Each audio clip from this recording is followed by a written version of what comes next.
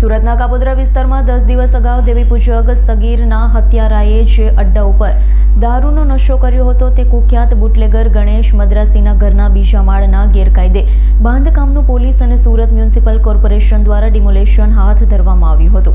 10 દિવસ અગાઉ કાપોદ્રાની કૃષ્ણનગર વસાહતમાં રહેતા 17 વર્ષીય પરેશ અરવિંદ વાઘેલાની ચપુના ઘા ઝીકી પ્રભુ શેટ્ટી નામના યુવાનને હત્યા કરી હતી।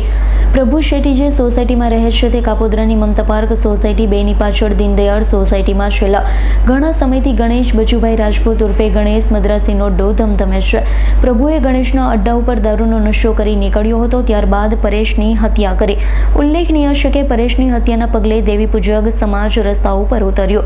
કાપોદ્રા પોલીસ સ્ટેશનનો ઘેરાવ પણ કર્યો, જો કે પરેશના મોત બાદ સપાટી જાગેલી પોલીસ ગણેશ મદ્રાસી ઉપર સકંજો કસવાની સાથે આજરોજ તેના દીનદયાળ સોસાયટીના ઘર નંબર 214ના બીજા માળે ગેરકાયદે બાંધકામ કરી પતરા નાખ્યા હતા, તેનું કોર્પોરેશનને મદદથી ડિમોલેશન કર્યું હતું।